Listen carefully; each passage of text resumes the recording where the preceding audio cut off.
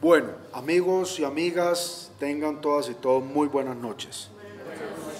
Les agradecemos de verdad que muchísimo su asistencia.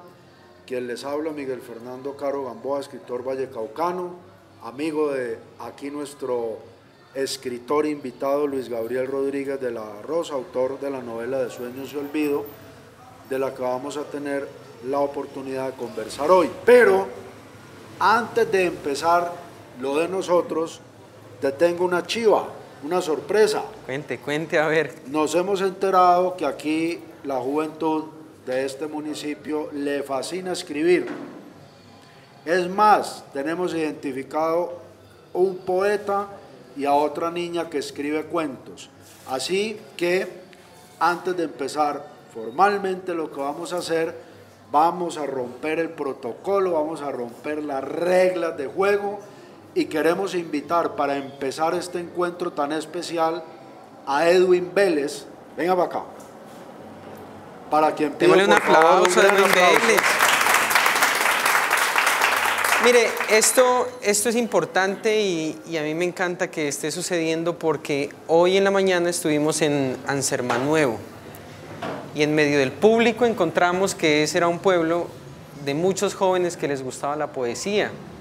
Entonces ahí había muchísimos que cuántos no estarán esperando una tribuna y que sea el Festival Oiga Mire Lea internacional, todo lo que ustedes han oído y que hoy está visitando este pueblo también tenga la oportunidad de darles un espacio a sus propios escritores. Esos son los anfitriones y ojalá sean los escritores del futuro y en un futuro muy cercano, ¿no? Mire que hoy podemos ver que los jóvenes también escriben, que no hay necesidad que pasen toda una vida creyendo que tienen que estar viejos para poder publicar. Entonces la invitación es a esa y, caballero, sorpréndanos. 17 años y primera vez que lees ante un público o ya lo has hecho antes. En algunas ocasiones. En algunas ocasiones. O sea que no tenés temblorina ni nada de eso. Sí, no pasa nada. Eso se llama culillo preescénico. Entonces le vamos a entregar el micrófono a Edwin. Este público es tuyo. Te agradecemos muchísimo que abras el evento y pues será un gusto escucharte un poema de tu autoría. Buenas noches. Buenas noches. Mi nombre es Edwin Vélez. La verdad me gusta escribir. Acá tengo una corta poesía que escribí hace mes y medio. Lo hice en una clase de matemáticas. Eso suena muy romántico. Mejor. Es titulado Una virgen meretriz. Cabello crespo y revolcado, de un vivo carmesí, ojos de asesina, labios de un putrefacto rosa claro, eterna moribunda, curvatura ambigua, desdeñosa realista, amor de nadie, deseo de todos, vagina vertiginosa, senos de masa firme, caderas surrealistas, boca con sabor a infierno, bruja medio tiempo, ninfómana noctámbula desarraigada de lo real, inexistencia perspicaz, virgen de tiempos futuros, meretriz de una sola noche, constancia efímera, una con la noche, un todo con la luna. Muchas gracias.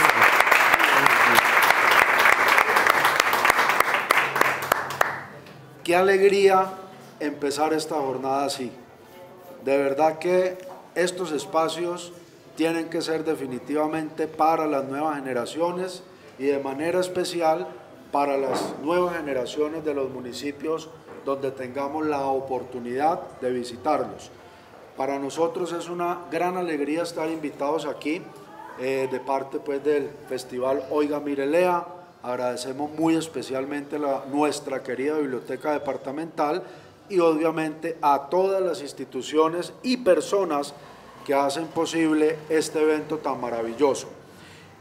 En la noche de hoy vamos a presentar la novela de Sueños y Olvido de Luis Gabriel Rodríguez de la Rosa y vamos a hacer un conversatorio muy sencillo. Vamos a conversar y cuando alguno de ustedes o alguna de ustedes tenga alguna pregunta, alguna inquietud, un comentario, sencillamente levanta la mano, le damos la palabra y puede expresarse porque la idea es que esto sea conversadito.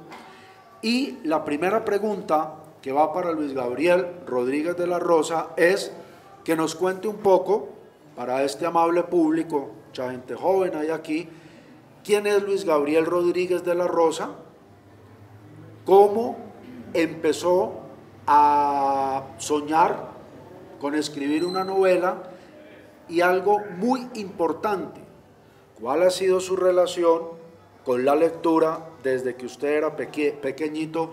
Me cuentan, no sé si sea cierto, que Luis Gabriel chiquito era muy inquieto y que dañaba hasta un balín, pero que afortunadamente también le gustaba leer. Entonces van las 3 preguntas. ¿Quién es Luis Gabriel Rodríguez de la Rosa? ¿Cuál ha sido su relación con la lectura desde pequeño y cómo lo ha influido para llegar a su novela? ¿Y cómo ha sido este proceso hasta llegar a convertirse ya en un autor reconocido nacional e internacionalmente? Muy buenas noches, Luis Gabriel. No, yo tengo el micrófono acá. Un cordial saludo para todos y todas. Para mí es una alegría estar acá. Estoy conociendo algunos pueblos del norte del valle y contándoles un poco lo que ha sido mi experiencia, ¿cierto? Yo quiero dejarles un mensaje a todos y a todas, y es que a veces la vida a uno le pone ideas y lo hace creer que uno puede hacer una sola cosa en la vida y que tiene que dedicarse solamente a eso y no más. Porque si hace mucho, de pronto no hace nada, de pronto hasta tienen razón, pero en mi experiencia yo he tenido muchos sueños y a eso también yo quiero hacerte la invitación.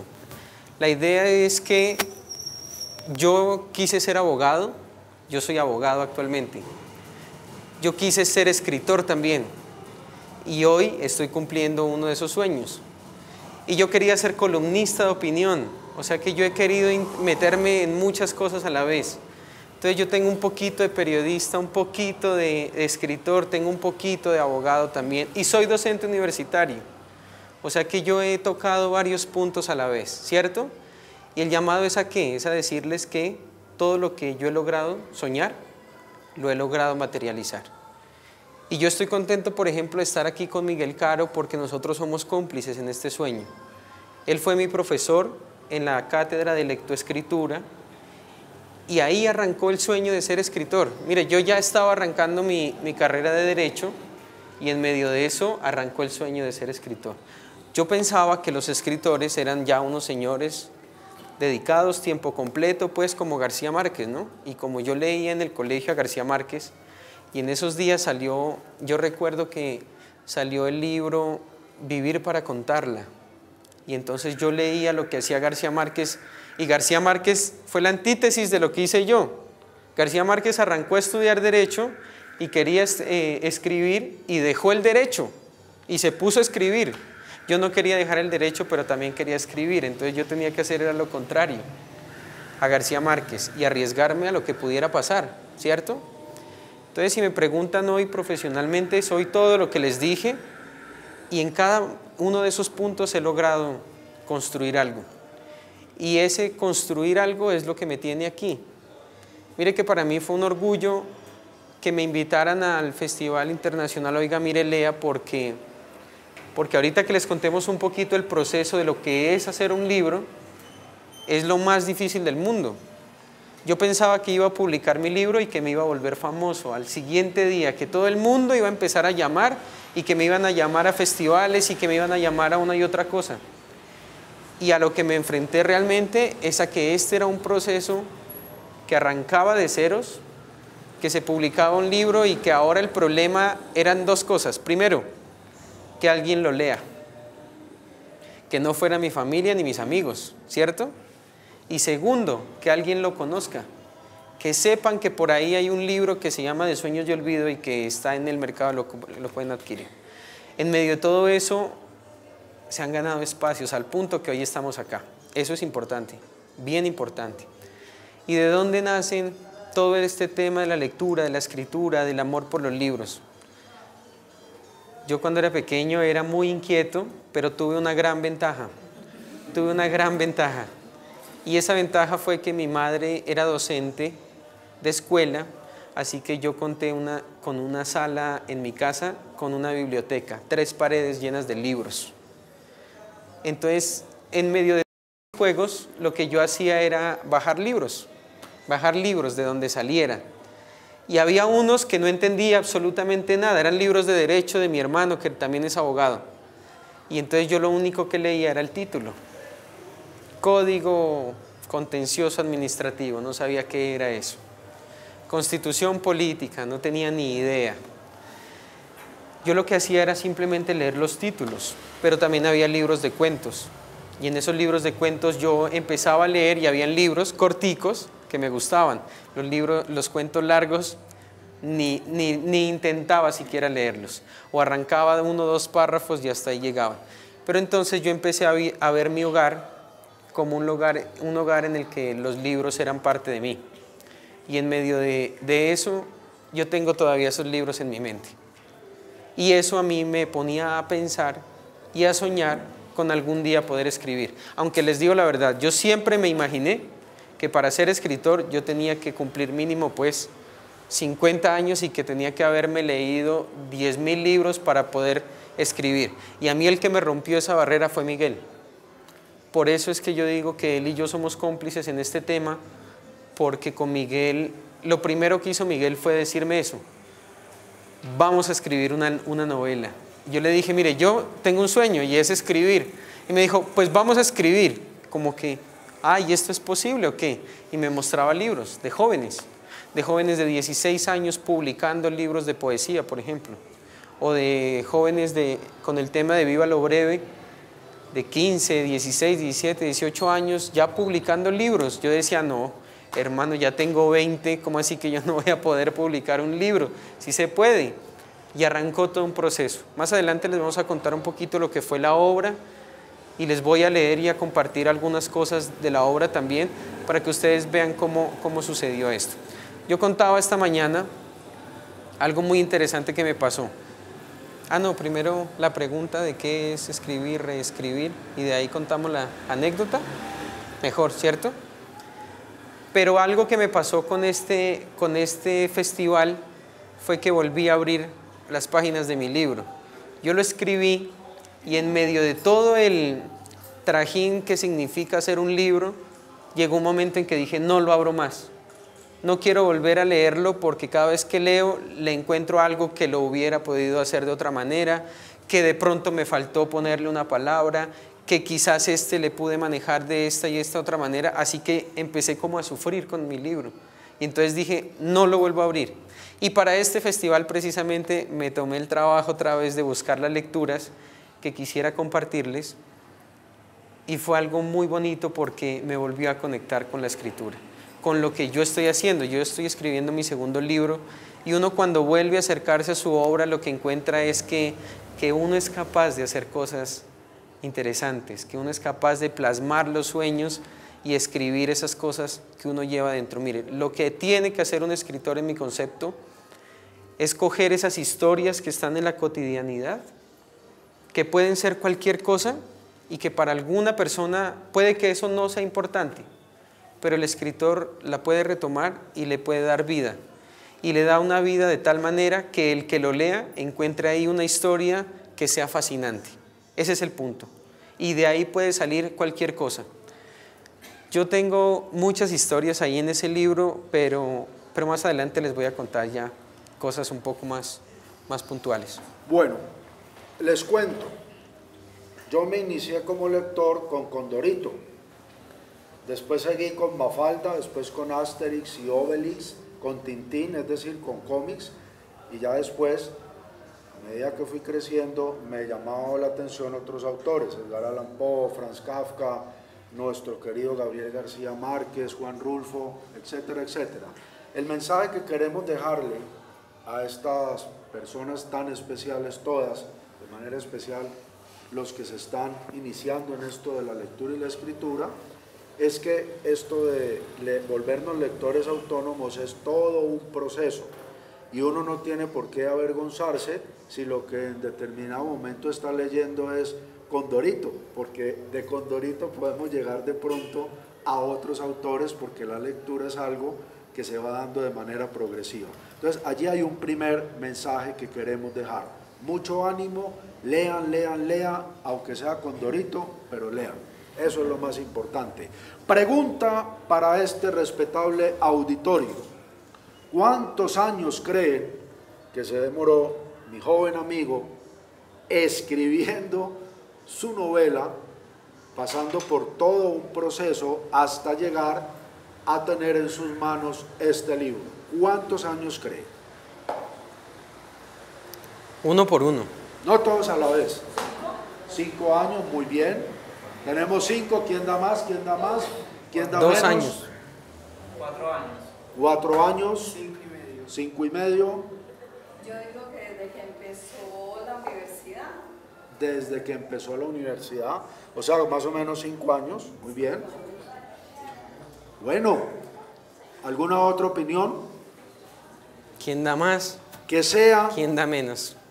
nuestro escritor invitado el que nos cuente cuánto tiempo llevó el proceso, ojo con esa palabra, proceso, a través del cual construyó los primeros textos, hizo los primeros borradores, qué pasó después de haber realizado esos borradores, hasta que ya llegó a sus manos la novela. Y esta es una pregunta importante, ya van a ver por qué.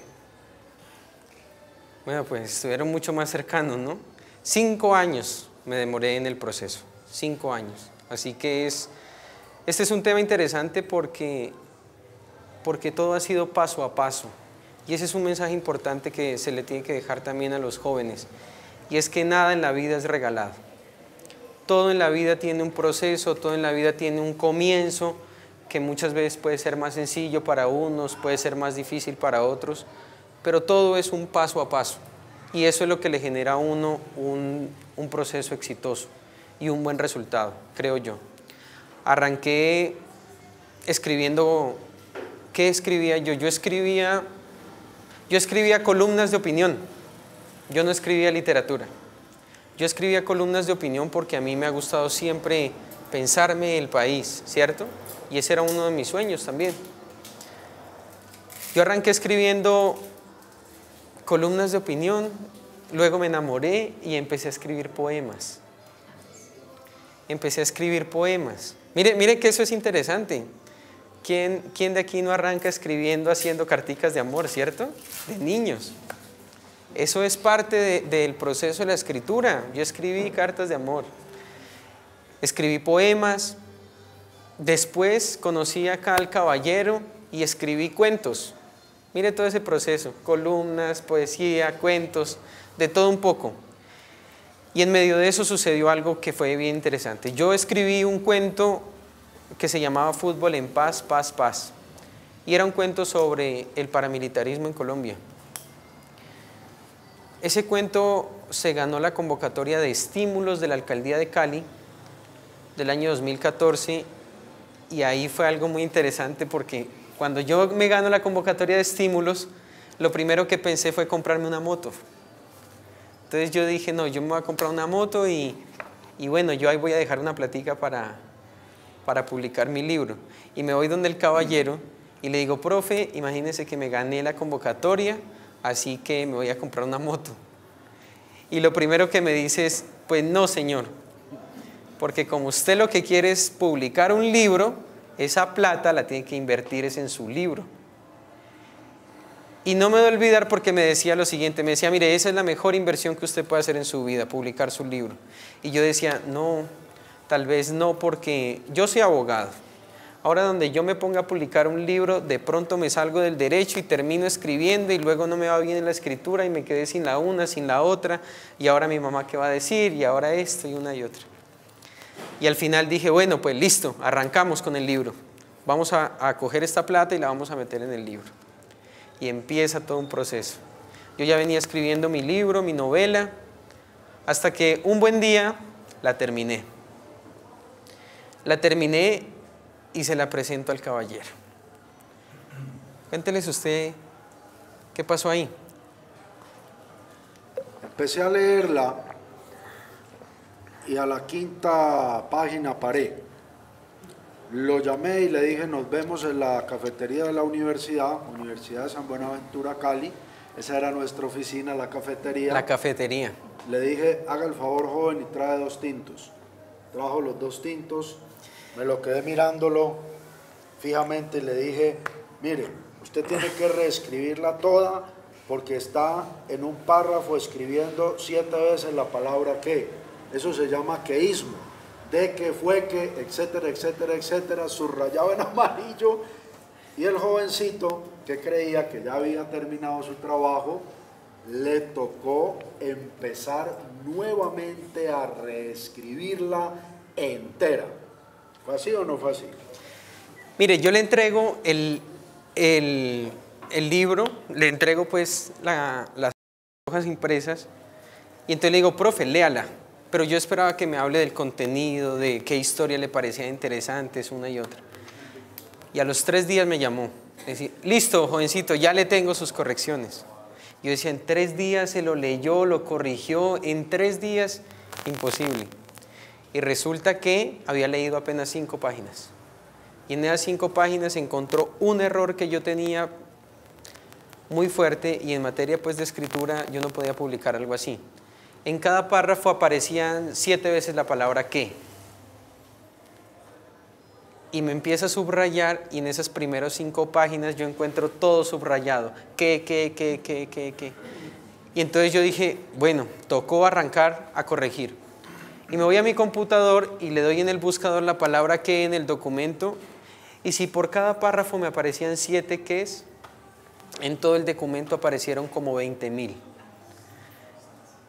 Y en ese momento yo dije, aquí se acabó el tema de la novela porque ¿quién va a corregir todo esto? Y sobre todo yo que la quiero publicar. Mire, eso fue, para empezar fue horrible, ¿no? Porque era enfrentarse a corregir y no era fácil. No era eliminar el qué y ya. Era volverle a dar sentido a cada frase, volverle a dar sentido a cada párrafo, volver a narrar todo un párrafo, o sea que era volver a narrar toda la novela. Y eso fue, pues en un principio desastroso, ¿cierto? A mí me tocó reescribir la novela 3 veces, 3 veces. Así que de la versión inicial a lo que ya está para el público es una cosa completamente distinta. Y en estos días tuve la experiencia muy bonita porque buscando las cosas encontré el primer borrador y ahí está lo que el caballero me destruyó. Pero eso fue parte del aprendizaje, eso es parte de ser escritor. Ser escritor no solamente es pensarlo y plasmarlo, sino entregarle un producto al público que lo pueda leer, que pueda entender y que pueda disfrutar, porque la literatura es para eso. Entonces ese fue el proceso para escribir la novela, así que no fue nada sencillo y en eso se darán cuenta por qué uno se demora tanto tiempo.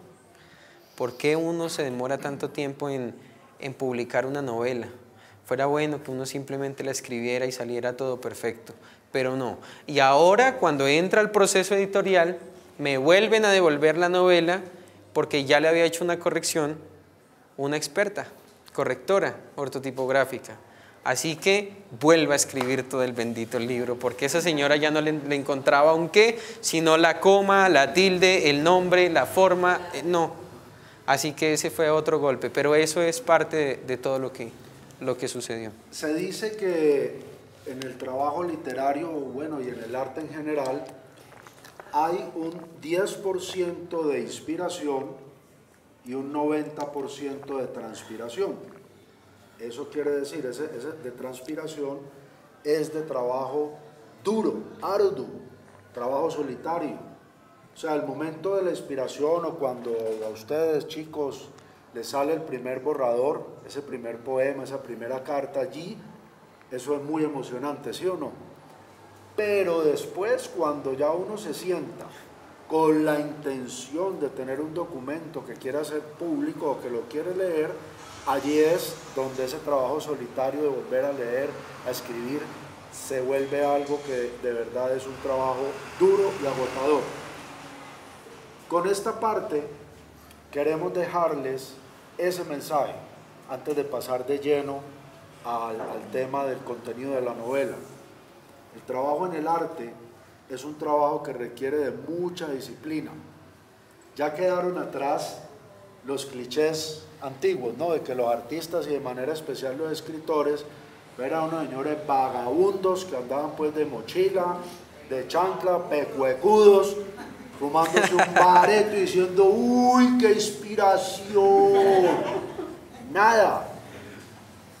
respetando, bueno, los autores que tienen ese tipo de vida, que están en todo su derecho, pero el testimonio que damos nosotros como autores es que si en algo se necesita disciplina y tener muy bien puesta la cabeza y muy dispuestas las neuronas, es en este ejercicio de la escritura. Acá, ese sonido es precisamente para decirle que antes de empezar la segunda parte, la administración municipal nos ha invitado, quiere brindarnos un cafecito, algo bien rico para que sigamos conversando. maravilloso. Excelente. Un tipo de interrupción, pero gracias a nuestra gestora social, gracias a la secretaria de Educación. Muchísimas gracias. Margarita, me llama Margarita. Pero nos lo vamos tomando y charlando. Sí, charlando, Perfecto. charlando. Gracias. Muy bien, hasta aquí, por parte de este amable y querido público, ¿hay alguna pregunta, alguna duda, alguna inquietud? Por favor. Para que te quede registrado. Mi pregunta es, que usted nos había dicho que había escrito un cuento que se llama Fútbol, Paz, Paz, Paz, creo. Entonces quería preguntar, y que usted dijo que se relacionaba con el paramilitarismo. Quería preguntarle, ¿usted por qué le colocó ese título? Ah, ok. Está muy bien, está muy bien. Se los voy a contar porque pues no lo traje acá, no se los puedo dejar, pero ojalá pudiera hacérselos llegar a la biblioteca porque ahí hay algunas publicaciones también. Mire, a mí me llamaba mucho la atención el tema del paramilitarismo por lo cruento que fue. Yo le llamé Fútbol en Paz, Paz, Paz y todo el mundo pensaba que era de barras bravas, ¿cierto?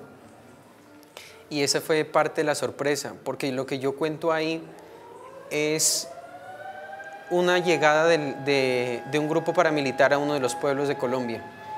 Cómo llegaban de noche y en absoluto silencio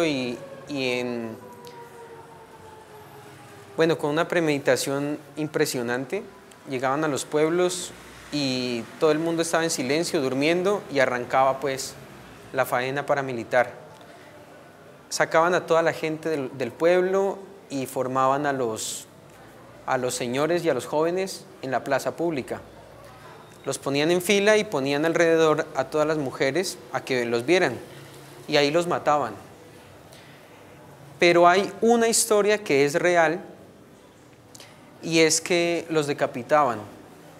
Y en una de esas historias lo que hicieron los paramilitares fue asesinar a unos jóvenes,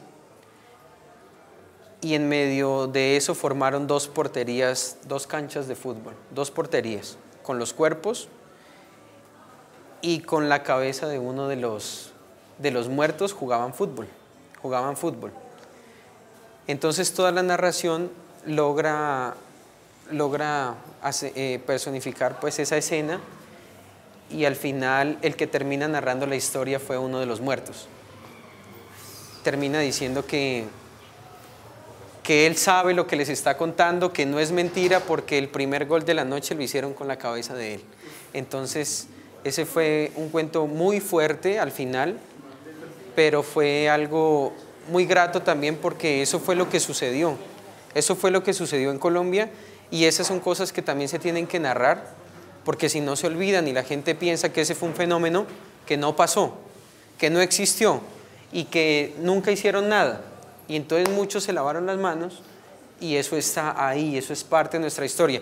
Y a los que les gusten esos temas de historia, yo vi ahora que conocí la biblioteca, y aquí arriba están todos los informes del Centro de Memoria Histórica.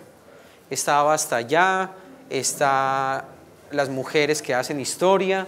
Entonces todas esas historias ustedes las pueden encontrar en esos libros, pero me comprometo a hacerles llegar el libro también acá. Antes de continuar, ¿alguna otra pregunta, algún otro interrogante con los temas que hemos tocado hasta el momento? Si alguien quiere preguntar del proceso editorial o algo así, de una vez. Si no, ya pasamos como al tema literario, a leerles un poquito lo que ha sido, a contarles lo que es el libro y a dejarlos picados. Aquí tenemos una pregunta. ¿Quién más quiere preguntar? Allá. Vamos aquí, vamos con la dama y seguimos con el joven. Listo. De eso se trata, de conversar. Te paso el micrófono para que quede registrada tu participación. Muy buenas noches. Buenas noches. Pues encantada de estar aquí compartiendo con ustedes. Igualmente. Más que una pregunta es pedirle como que sea de pronto un compromiso de hacernos llegar a la biblioteca el cuento que nos acaba de Por supuesto. narrar y del que nos estaba hablando, porque pues la verdad es que si simplemente por escucharlo ya estamos cautivados aquí con algunos de los estudiantes. Yo trabajo con ellos en el área de español y de literatura en el colegio y la verdad es que sé que ellos son apasionados por esos temas y apenas ustedes lo mencionaron ya les bailaban los ojitos. Entonces es como esa parte, es Por supuesto. que nos tengan presentes y que no se olviden de pronto de... Será un compromiso. Por supuesto. Yo me encargo de decir, si no se los manda, yo me comprometo a darle un pellizco de 5 vueltas. Listo. Muy bien. Sea un compromiso. Gracias. La dama tiene una inquietud. Dale, Ah, claro. hacémosle. Buenas noches. Buenas noches. Mi pregunta es también la inquietud de otro de los compañeros que es poeta, o sea, escribe también sus buenos poemas. ¿Es difícil para ustedes, o sea, para un escritor, el que le publiquen una obra? ¿Es muy difícil? Ahí dio en el punto, le responde y le respondo. ¿La responde? Responda y yo la... ¿Quién es el caballero poeta Miren, que estos mandó la libros razón? Se han hecho, excelente pregunta, ¿no?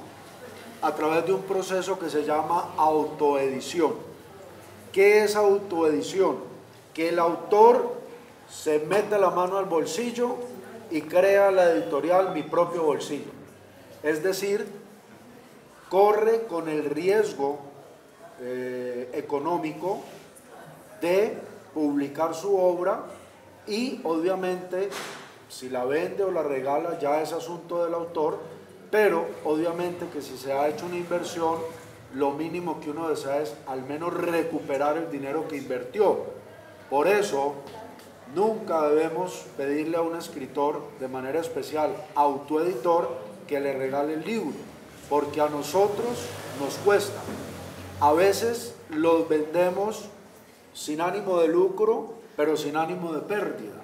Es decir, con un precio que nos permita recuperar esa inversión que hemos hecho. Y si existimos los autores autoeditores, es porque existe público que adquiere nuestras obras y nos permite publicarlas.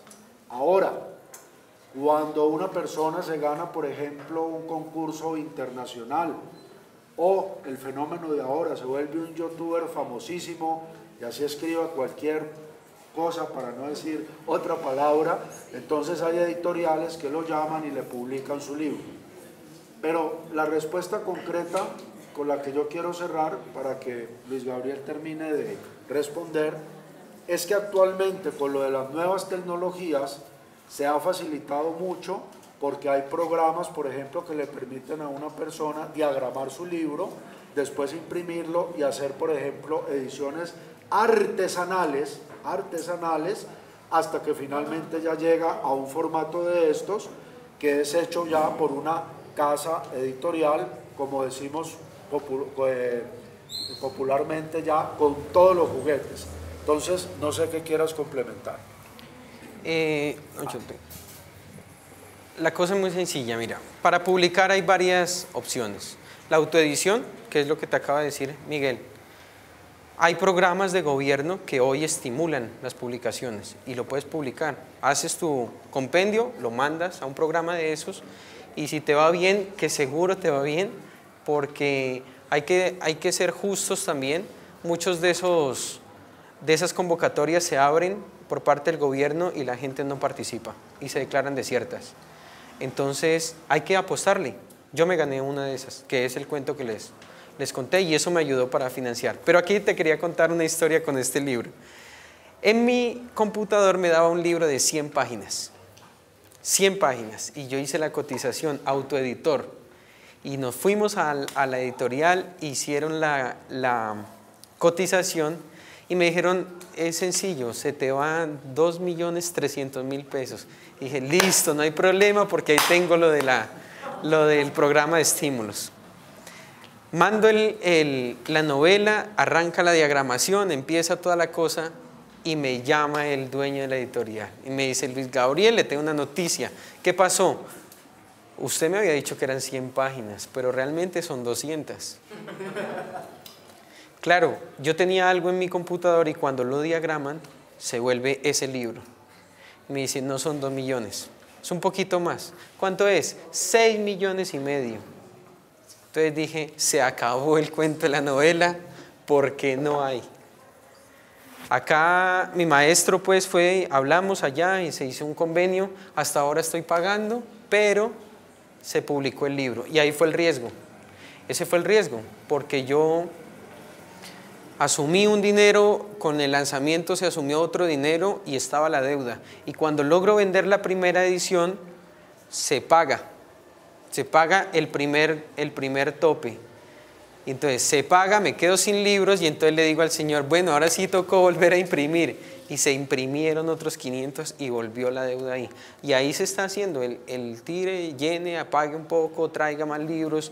Ahora se va a volver a editar, ya serían con esta otra edición 2.000 libros de lo que arrancó con 300. Entonces eso fue un punto chévere, pero ahí está el riesgo. Ese es el otro punto. Y el tercero pues es tocar las puertas. A uno como escritor nadie en la vida le va a venir a tocar las puertas y a decirle, mire, publíquenos, por favor. Siempre, en todo lugar y en todas las cosas, uno es el que tiene que abrir las puertas. Este libro, cuando yo lo publiqué era autoedición, ahora ya se va a ir con una editorial, ellos ya van a financiar las cosas, ya se tocaron otras puertas también. Entonces yo ahorita ya tengo una gama para poder ir a otras partes y decir, mire, yo soy autor, yo hago esto, y seguro ya el próximo se va con una editorial y ya me evito yo el proceso tan difícil que es, porque cuando uno es autoeditor, no solamente es publicar el libro, es salir a venderlo, es salir a tocar las puertas de una librería para que lo pongan en un stand y que ojalá te lo reciban, si les parece bien, ¿no? Y si te lo reciben, te dicen pues que te lo venden, pero que el 40% se queda allá. Entonces todo ese es un tema que uno como escritor tiene que asumir que es un tema muy difícil. Es muy difícil, pero a la vez es muy gratificante. Cuando empezaron a salir cosas del libro en Bogotá, mire, esos días eran los días que yo no dormía. Cuando lo publicaron en El Tiempo, yo no sabía. Y me llegó un amigo y me dijo, mira tu libro, ¿dónde salió? Y yo, Dios mío. Cuando salió en Gaceta, una página entera, ¿se acuerda? Con toda una entrevista ahí del autor y del libro, eso fue algo espectacular. Entonces, esos son los frutos que dan todos estos temas. El mensaje es claro. Cree en tus sueños, cree en ti mismo y arriesga. Porque nadie está obligado a creer en ti.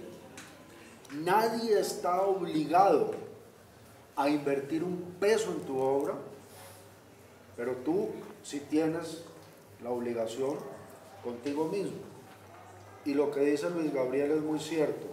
Hay convocatorias a nivel departamental, a nivel nacional, no sé si a nivel municipal, pero a nivel departamental y nacional y a nivel internacional hay todas las convocatorias que quieran. Y algo muy importante, el hecho de que tú mandes tu trabajo y no ganes, no quiere decir que tu trabajo es malo, sencillamente quiere decir que a los jurados no les gustó. Yo mandé muchas veces trabajos míos a concursos y cuando ya había decidido nunca jamás volver a enviar un trabajo, a mis 22 años me gané un concurso internacional de cuentos cortos y por ahí arranqué mi carrera. He sido jurado en muchos concursos y les digo, si nosotros tres somos jurados de un concurso, nos sentamos, acordamos unos parámetros de juzgamiento y a partir de allí los trabajos que todos ustedes nos manden serán calificados y van a ganar o van a perder. Pero no quiere decir, insisto, que si ustedes pierden 1, 2, 3, 4, 5 veces es que sea malo su trabajo. Nada, sencillamente llega un momento en que lo que uno ha hecho puede estar acorde con unos criterios de selección de unos jurados y ganamos. Entonces nunca se vayan a desanimar. Y actualmente con lo de las nuevas tecnologías, pues es muy fácil. En mi época uno mandaba el mamotreto y eso era costosísimo. Hoy día usted no es sino hundir una teclita y se fue el trabajo. ¿Alguna otra pregunta hasta allí? Por acá había... Ah, sí, tú. Muy buenas noches. La pregunta que me surgió es a usted, ¿qué lo inspira a escribir? Uf, preguntas fulminantes. Sí, ahorita, bueno, con eso arrancamos pues la tercera y última sección de esta presentación. Te nos adelantaste. No, pero está bien. Porque maravillosa pregunta, y entonces introducimos la parte final de este conversatorio, donde le vamos a preguntar a Luis Gabriel qué lo motivó a escribir esta novela histórica, que él mismo nos va a describir, nos va a contar un poco de sus personajes, nos va a leer algunos apartes, pero va a empezar por la pregunta del joven. Lo que yo les había dicho hace un momento, mire, pienso yo que a un escritor lo puede inspirar cualquier cosa, algo absolutamente elemental o algo que sea absolutamente grandioso, y con eso el escritor toma algo, crea algo, y lo importante es cómo se lo da al público, que es lo que realmente hace un escritor, ¿cierto? Porque si no te conviertes pues en un reportero, que no está mal, pero eso es otra cosa. El que narra también crea. Entonces la idea es que tú puedes ir caminando por la calle y pasa algo y te enteraste y listo. Yo tengo una historia en mi libro, por ejemplo, que a mí me fulminó cuando era un niño. Yo me enteré que en Pasto el primer carro que se habían robado en Pasto había sido de mi abuelo. Entonces, cuando yo supe que el primer carro que se robaron era de mi familia, yo dije, no, esta historia yo en algún momento de la vida tengo que contarla. Y no solo que se lo robaron, se lo desvalijaron. Entonces, todo eso a mí me daba vueltas en la cabeza, y cuando yo empecé a escribir mi libro, yo dije, por algún lado lo tengo que meter. Y ahí está. Entonces, si ustedes tienen la oportunidad de leer el libro, van a encontrar esa historia. Entonces, cualquier cosa lo puede inspirar. El amor lo puede inspirar. Los que escriben poesía saben pues el amor cómo inspira. La naturaleza. Si combina la naturaleza y el amor y sale un poema como uno que hay en ese libro también, ¿no? Ahí hay mil cosas, cualquier cosa uno lo puede inspirar, desde lo más elemental hasta lo más grande. Las guerras mundiales pues han inspirado a muchos autores a escribir. El conflicto armado, parte de lo que pasa en mi libro. Y les voy a contar de dónde nace la historia de mi libro. Resulta que yo nunca he logrado entender, por qué en este país nos matamos por política. Yo soy profesor de historia de Colombia y de derecho constitucional, y de derechos humanos también. Así que en todas las cátedras yo termino yendo a la génesis del problema, a donde arranca todo el punto, y todo el punto es ¿por qué? Porque no logramos respetar la diferencia, porque al otro no lo vemos como un igual, y entonces por eso decidimos asesinarlo. Ese es el punto. Cuando yo arranco a escribir mi novela fue porque a mí me indignaba que mucha gente quería salvar este país desde la política, ¿cierto? Entonces muchos quisieron llegar a ser presidentes de la República, y cuando iban en el camino y cuando ya estaban a punto de lograrlo, los mataban. Entonces yo decía, ¿por qué? ¿A quién se les viene a la mente de candidatos presidenciales que han asesinado? Uno por uno.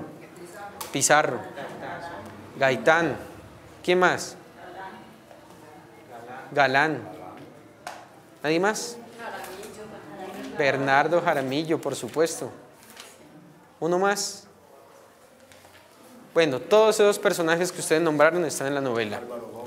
Álvaro Gómez Hurtado, Luis Carlos Galán, Jaime Pardo Leal, Bernardo Jaramillo, Carlos Pizarro, y terminé tocando un poquito a Jaime Garzón también.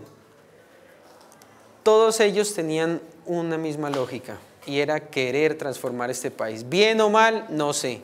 Si querían llegar allá y hacerlo bien o no, ese no es el punto que yo puedo llegar a decir pues que si lo iban a hacer o no. Pero por lo menos en el intento lo hicieron, ¿cierto? Y ese era el objetivo. Entonces yo lo que vivía era una constante angustia de por qué pasaba eso en Colombia y por qué se nos estaban olvidando tan rápido las cosas. Eso es parte del hilo conductor de mi novela. Yo parto de cuando se crea el M-19 y termino con la muerte de Jaime Garzón. Entonces, si leen mi novela, ustedes se van a pasear por todos esos hechos históricos.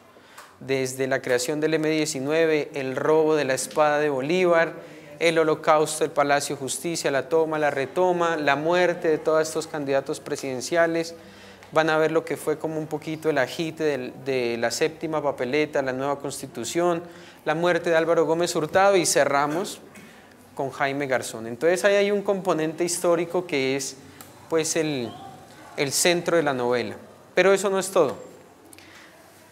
Mi intención era dejarle un mensaje y decir lo que hemos compartido hasta el momento, que no hay necesidad de matarnos para ganarle al contrincante, que nosotros tenemos que dejar esa lógica de intolerancia y de irrespeto por la vida sobre todo, ¿no? Porque la vida no vale nada en este tipo de contextos. Entonces eso fue una parte de lo que me inspiró, pero no para dar un mensaje negativo y decir pues que en este país todo está perdido y que el que haga algo lo matan, no, sino por el contrario decir que el mensaje es distinto, es que eso no se tiene que repetir y que personajes como Álvaro Gómez Hurtado, por ejemplo, que ustedes ya no los tienen en el radar porque no fueron tampoco como de un punto como tan referentes y que hoy en día pues ya se olvidaron. Hicieron cosas que hoy valoramos, pero que no le damos la autoría al que tiene que ser. Por ejemplo, la tutela que hoy en Colombia es tan fuerte, eso nació en la idea de Álvaro Gómez Hurtado. Se la acusan pues a la Constitución del 91, pero ahí estaba Álvaro Gómez Hurtado, que era un conservador. ¿Sí se dan cuenta? Entonces, hay muchas cosas que hoy tenemos que nacieron en mentes de soñadores también, ¿cierto? Que tuvieron sus errores, por supuesto. Ese no es el punto mío de decir si fueron buenos, malos, si fueron lo peor, o si fueron fascistas, o si fueron los peores comunistas del mundo. No, ese no es el punto. El punto es el respeto por la vida independientemente de las ideologías políticas. Ese es el mensaje que se entrega en el libro. Y allí me nace una pregunta. ¿Hasta qué punto un autor, porque todos los seres humanos tenemos posiciones políticas, incluso no tenerlas es en sí ya una posición política, de derecha, de izquierda, de centro, de lado, de arriba, abajo, en fin. ¿Cómo hace un autor para, más allá de las ideas políticas que tiene, intentar, si es que se puede, en un tema de estos tan complejo, no sé si cabe la palabra, no reflejar tan de lleno lo que él mismo piensa? Y la otra es hasta qué punto un autor se refleja o no necesariamente se refleja en los personajes, antes de pasar a la lectura de un fragmento. Yo creo que el autor desligarse de lo que es en la escritura es imposible. Es imposible. Lo que pasa es que uno le da matices y obviamente el lector no lo va a lograr conectar e identificar directamente sobre qué es el autor dentro de sus personajes, pero siempre va a tener algo del autor cada uno de los personajes, siempre. Lo que sea en algún momento lo termina reflejando. Yo, por ejemplo, ahí podría decir que yo no estoy asumiendo una posición política. porque yo estoy tratando de ser imparcial con lo difícil que es eso en política.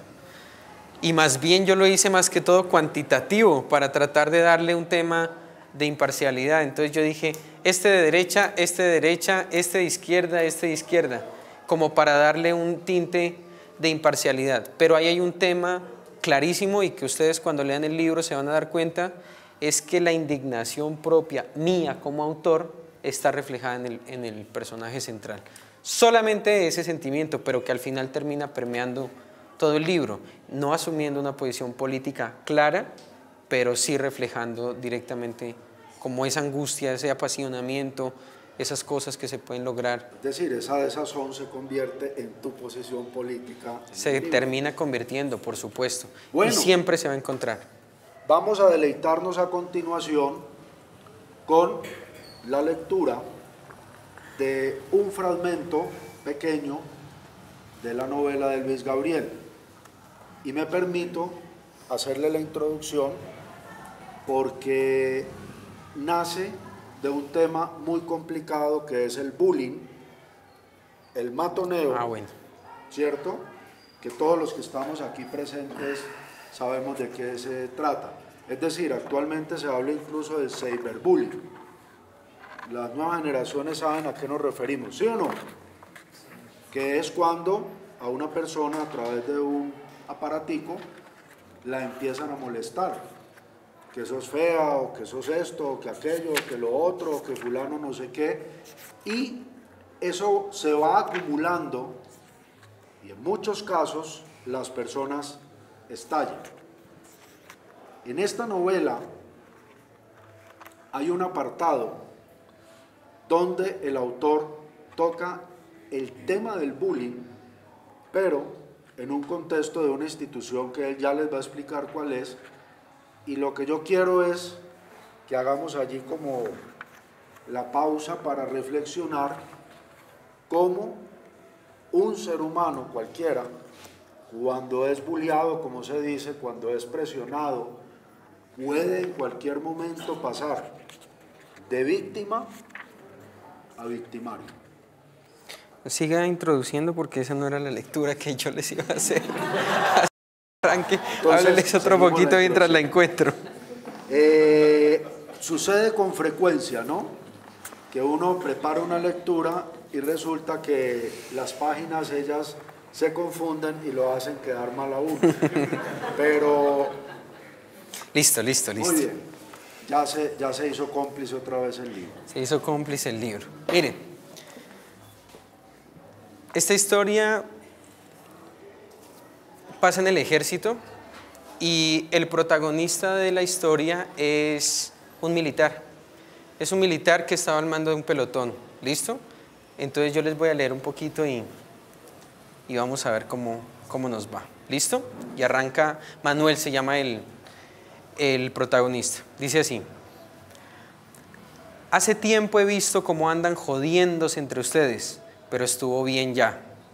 Van a dejar la pendejada, se van a respetar o nos jodemos todos aquí, les gritó Manuel, ordenando con autoridad a sus subalternos. El mensaje no fue captado por sus soldados. Tomaron el regaño como un motivo más para montársela a Gamboa, por bobo y ahora por sapo. No previeron el nivel de desesperación del soldado solitario. Esa broma iba a ser la última. El 29 de agosto, Gamboa debía hacer guardia en la noche, entre las 9 de la noche y las 3 de la mañana. Después lo relevarían. Al llegar la hora, el soldado Marín hizo el relevo y Marcos, como se había llamado el soldado, arribó a su puesto de dormir, abrazó su fusil y cerró los ojos. Sus compañeros cautelosamente se acercaron y le rociaron un balde de agua encima. Una vez hecho el chiste, disfrutaron de sus últimas risas silenciosas. Gamboa se levantó con su cuerpo empapado, empuñó el fusil y descargó todo el cargador contra sus verdugos. Les disparó con gusto, encontró su venganza sin premeditarla. Disfrutó cada balazo, cada hueco abierto en el cuerpo de los soldados invasores de su sueño y destructores de su autoestima e ilusiones. aquellos que habían menospreciado su talento y convertido su profesión en un infierno. Cada almuerzo amargado, cada chiste de mal gusto o comida en el rostro, lo iban a pagar y lo estaban pagando. Cada gemido de dolor de los soldados heridos generaba un tiro más. Marcos, para ese momento, había decidido no dejar vivo a ninguno, así entre llanto le suplicaran piedad. 40 tiros en un minuto cegaron 7 vidas. De inmediato recargó su fusil y eliminó a otros 4 compañeros. Al oír el primer tiro, Manuel reaccionó de forma abrupta, pensando que era un ataque guerrillero. Gran sorpresa, el asesino era uno de los suyos, y si no paraba, iba a acabar con todos. Ya lo había hecho con casi medio pelotón. Manuel, de mente rápida, identificó el momento preciso para desarmar al agresor, mientras Gamboa preparaba su tercera recarga. Se los voy a dejar ahí para que acaben de leer la historia, señores. Vas a leer el poema. Entonces invitamos a la chica y cerramos con tu poema. Listo, está bien, está bien. Bueno, antes de llegar al momento final de este maravilloso encuentro, vamos a invitar a una chica que estoy mirando aquí para que ella nos cuente cómo se llama y nos comparta un texto de su autoría. Qué bonito, porque pues nada de esto estaba programado ni mucho menos, pero nosotros somos muy informales, que ese es otro mensaje que queremos llevar. Esto de ser escritores no tiene misterio. Ese cuento de esos señores intelectuales aburridorcísimos que nadie entiende lo que dicen, bueno, los que les gusta ser así, allá ellos, a nosotros no, y nos gusta es ante todo compartir con la gente. Por favor, ven para acá, yo te doy el micrófono, vamos a hacerle una entrevista para la W. Recibámosla con un aplauso, Por pues, favor. para darle fuerza. Entonces, ¿me vas a recordar tu nombre? Qué pena, ¿primera vez que lees en público o ya lo habías hecho? Ya eres profesional. Tampoco así. Ah, bueno, muy bien, por favor. Buenas noches. Buenas noches. Mi nombre es María Camila. Les voy a leer un relato corto que hice para una persona que se tuvo que ir. Cuando se lo mostré, lloró. Entonces fue algo muy emotivo, muy bonito. Allá.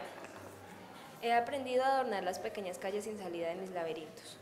Las rosas siempre abundan en su color habitual y crean bajo la noche esos pequeños destellos de felicidad ingrata que horrorizan el arte de la perversidad. La maldad en mi pueblo de callejones sin salida abunda. Los planes maquiavélicos de las mentes dañadas son recreaciones propias de los reflejos que se encuentran en cada espejo. Cada ser que vive en las casas de mi pueblo de callejones sin salida han muerto unas incontables veces de miedo y dolor, pero no de alegría y carisma. Los centímetros espaciados entre las casas de mi pueblo de callejones sin salida son complementos de las palabras no dichas, que a su tiempo desfiguran la pobreza emocional de los seres ya muertos en vida. Las pequeñas aves que se posan en las casas de mi pueblo de callejones sin salida vuelan alentadas por las ilusiones perdidas de los muertos en vida, mientras caen en pedazos diminutos las plumas negras por la angustia de la vida. Aquellas plantas verdes que nacen sin pedir entre los espacios de las casas de mi pueblo y callejones sin salida, buscan la luz de la luna en vez de la del sol, que se encuentra llena de amarga soledad sin comprensión. Esa persona de grande corazón y mente brillante que vive en una de las casas de mi pueblo y callejones sin salida, abandonó su pequeño espacio de tristeza para ir en busca de una nueva casa con un mejor pueblo de callejones que sí llevan a algún lugar. Muy bien.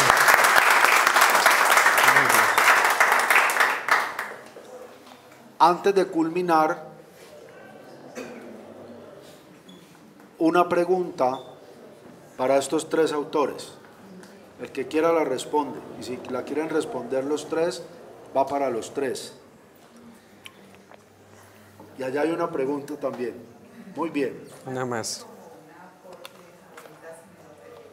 Por supuesto, venga para acá. La pregunta es esta. Usted ordena. Ustedes sienten, jóvenes autores, tanto en el ejercicio de la novela, en tus poemas, en tus textos breves, que al escribir algo adentro se puede sanar?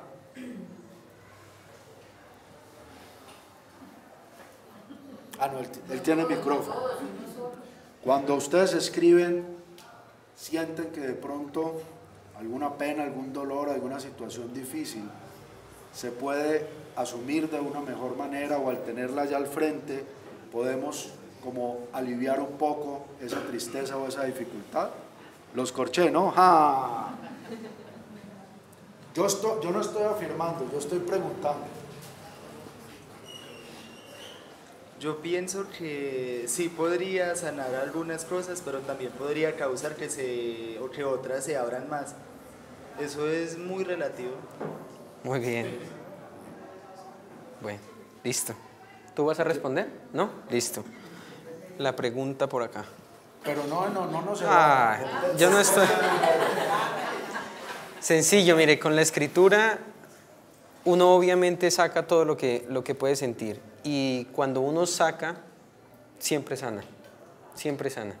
Obviamente después tendrá que haber un proceso mucho más profundo, porque no simplemente es abrir los sentimientos y lanzarlo todo, porque de pronto eso uno no lo deja muy bien parado, pero sí, la escritura siempre va a ser un ejercicio de reflexión y de profundidad de sentimientos, entonces sí puede llegar a sanar.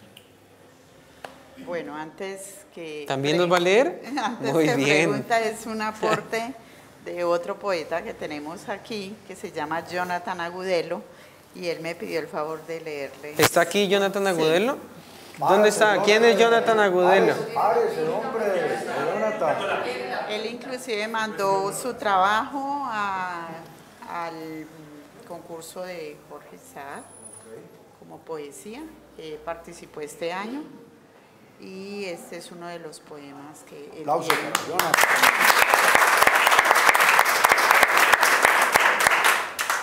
Llorar versos. Los poetas han de llorar versos en vez de lágrimas. Enrutan el alma hasta el arcano mayor. Lobregan los corazones soñando en cada estrofa.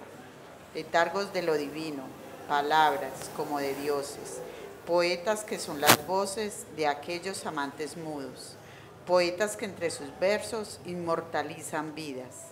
Entre sus manos transforman papel en un tratado socrático al amor. Muy bien.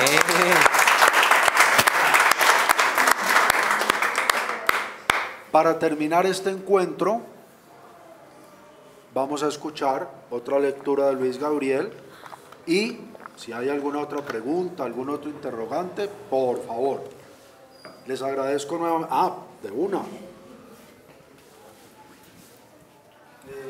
Ya sería una pregunta un poco... Bueno, no tanto. ¿La escritura se ha vuelto el ejercicio de escribir, para usted se ha vuelto algo necesario en su vida?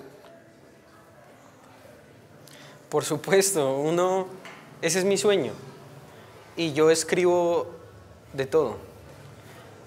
Yo les conté que escribía columnas de opinión. Yo pasé de un blog y ya hace 15 días ya me publicaron en El Espectador, entonces ya me volví columnista, y eso es parte de lo que yo soñaba.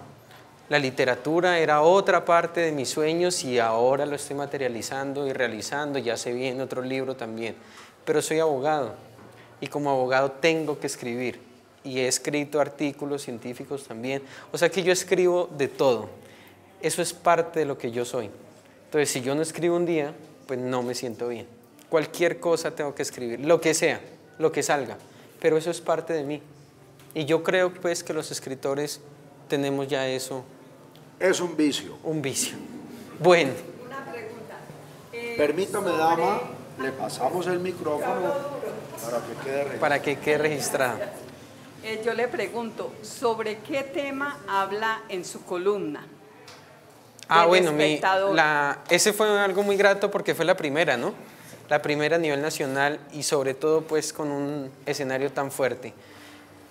Yo hablo sobre la ley de amnistía. Yo soy experto en justicia transicional y derecho constitucional. Entonces yo he estado muy metido en todo este tema de la paz, y eso es parte de lo que yo reflejo en mi libro. el hecho de no creer en la guerra, el hecho de construir un país en paz, yo lo he reflejado tanto en mi novela, como en mis clases, como en mis columnas de opinión. Entonces yo ahí hago un poco una crítica a lo que está sucediendo un poquito con el proceso de paz, no por el hecho de no apoyar la paz, porque la apoyé con todo. Nosotros hicimos unas jornadas maratónicas para contarle a la gente lo que era realmente la paz. Yo me pasé por todas las universidades del suroccidente gratis, pensando en tratarle de decir a este país lo que era realmente, pero ahora que se está implementando, yo pienso que ahí es donde tiene que estar también la lupa de los ciudadanos controlando qué es lo que va a pasar, porque si se hace mal la paz, vamos a volver otra vez a lo mismo. Eso es lo que pasó, un poquito. Yo tengo una para ti. ¿Qué edad tienes? 26 años. Acá hay otra inquietud. Bueno, yo quisiera saber qué lo lleva a colocarle ese título a la novela. Casi que no. Lo corcharon. Mire, los sueños, lo que yo les he venido hablando desde un principio. El mensaje es que los sueños se cumplen. Y olvido porque es una novela en contra del olvido. Es rememorando todo lo que ha venido sucediendo para no repetirlo. Entonces aquí en el protagonista está reflejado que se puede soñar un país mejor y que para eso no hay que olvidar. Eso es lo que yo reflejo. Por eso es una novela histórica, precisamente. ¿Listo? Bueno, y ahora con ese poema que compartieron del caballero, la cosa me dejaron la vara muy alta, porque muy buen poema, ¿cierto? Yo les voy a compartir, ¿cómo? Excelente. Les voy a compartir un poema y con esto cerramos pues Entonces, el tema permítame, yo me despido para que sea usted, que es nuestro escritor invitado, el que cierre el evento. Despídase. Les entonces. quiero agradecer muchísimo, de verdad que hemos pasado, llevamos un poquito más de una hora conversando. Una persona que levante la mano y me cuente en una palabra cómo se está sintiendo. Una persona, de las que no ha hablado, Alguien y en una palabra me cuente cómo se está sintiendo. Esta pregunta es importante. De pronto aquí de las niñas, cualquiera, tú, ¿cómo te estás sintiendo? Una sola palabrita. Lo siento mucho.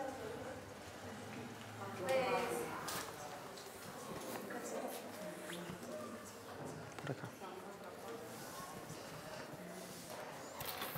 Mi palabra sería motivada. Motivada, excelente. Un aplauso.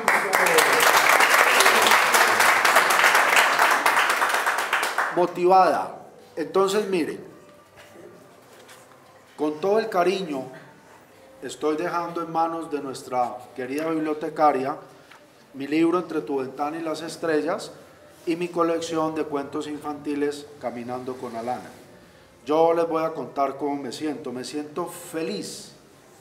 Aunque no conozco al alcalde ni a los funcionarios de la administración municipal, ese detalle de ese tinto y de ese pan de bono es muy importante. Va más allá de la bebida en sí, porque nos ha invitado a volver a mirarnos las caras, a mirarnos a los ojos, a conversar y hacer este ritual que hacían nuestros antepasados nada más y nada menos que en las cavernas alrededor del fuego. ¿Se acuerdan? ¿Qué era esto? Allí, no sé cómo se comunicaban, pero recordaban todas las dificultades del día.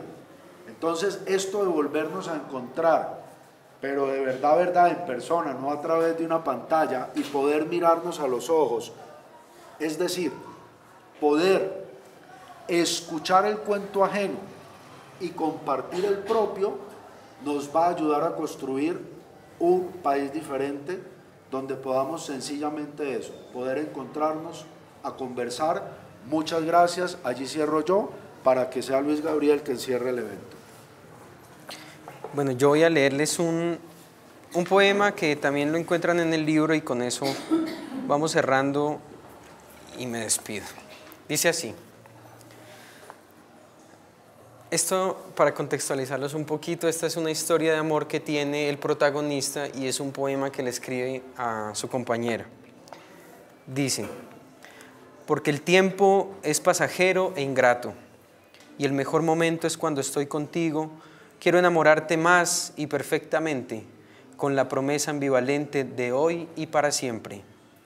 Porque el amor me enseñó a sentir tus lágrimas, soñar tus recuerdos y recordar tus anhelos, vivir tus miradas profundas y esconder mis temores, ahogar el pasado en el frenesí de tus besos y a vivir sin tiempo y a soñar despierto y a sentir sin culpa y a pensar en ti. A no pensar en el porqué de tu presencia, hundiendo tu ausencia en el mar de los delirios y viviendo a tu lado un segundo como si fuera un siglo.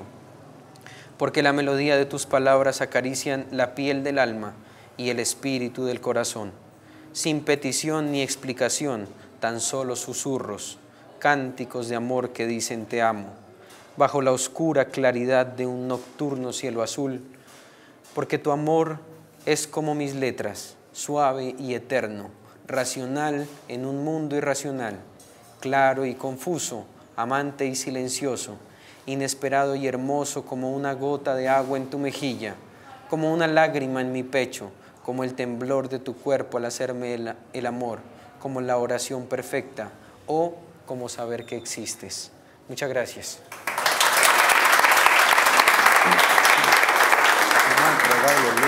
Sí. Bueno, para cerrar, yo voy a dejar un libro en la biblioteca. ¿Esta es la biblioteca? ¿Cuál biblioteca es esta? La Casa de la Cultura. Aquí es la Casa de la Cultura, sí. ¿Cierto? Difusión. Francisco Velasco. Entonces ahí voy a dejar un ejemplar de mi novela y ahí me comprometo a hacer llegar también algunos ejemplares de los libros de cuentos. Y quiero agradecerles por estar acá. Nosotros con Miguel tenemos una clara teoría y es que así haya una o dos personas, el evento se hace y a esa persona le hablamos con todo el respeto y con todas las ganas, con toda la pasión que a nosotros nos da a hablar de lo que venimos construyendo. La idea es invitarlos a que sigan en contacto. Si quieren seguir en contacto conmigo, a mí me pueden buscar con mi nombre, me encuentran en Facebook. Y si quieren me escriben, si tienen un tema literario que quieran impulsar, con todo el gusto. Nosotros tenemos una fundación también que podemos apoyar a los nuevos escritores y los invito a leer. Yo también publico mucho en la revista El Clavo, entonces entren a la página elclavo.com y ahí ponen mi nombre en el buscador y encuentran mis columnas de opinión, o en Google también ponen mi nombre y encuentran ahí las... Todas las redes del Rey de No, Instagram no tengo, solamente Facebook y Twitter, con mi nombre, Luis Gabriel Rodríguez de la Rosa, y a su total disposición. Ojalá no sea ni la primera ni la última vez que venga para acá y que les pueda contribuir en todo el tema cultural, a mi disposición. Muchas gracias. En nombre de la alcaldía, yo como la gestora social, les doy muchas gracias por estar aquí presentes.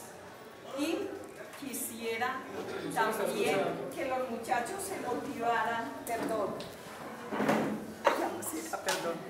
que los muchachos se motivaran viendo aquí tanta juventud, que escucharan lo que nos dicen tanto el profesor como el escritor, porque es que tenemos que cambiar. Así como decía el Papa Francisco hoy, ustedes tienen todo el mundo por delante, toda la juventud, entonces los invito a que con frecuencia estén viniendo aquí a la biblioteca a leer, a enterarse de todo lo que hay para ustedes los jóvenes. Y muchas gracias a usted, profesor, y a usted, escritor. Muchas gracias a ustedes. A la orden cuando quieran volver. Muchas gracias. No, pues quedémonos de una vez. Hacemos entrega de los libros Entre tu ventana y las estrellas, mi colección de cuentos infantiles, y la de novela. Sueños y Olvido, para todas las personas que quieran leerlo, y el autor ha traído algunos ejemplares para la venta. Ya finalizado el acto pueden conversar con él sobre ese tema, y nuevamente muchísimas gracias. Yo ya había venido aquí hace varios años con un proyecto de la CBC por allá empezando la década del 2000 y cada que venimos acá, de verdad que es muy grato. Mil y mil gracias y que la próxima oportunidad sea dentro de muy poco tiempo. Bueno, muchas gracias. Falta por acá. Muy buenas noches, agradecerles que hoy están en nuestro municipio y nos estén contando este libro. Muchísimas gracias. A usted, muchas gracias. Bueno.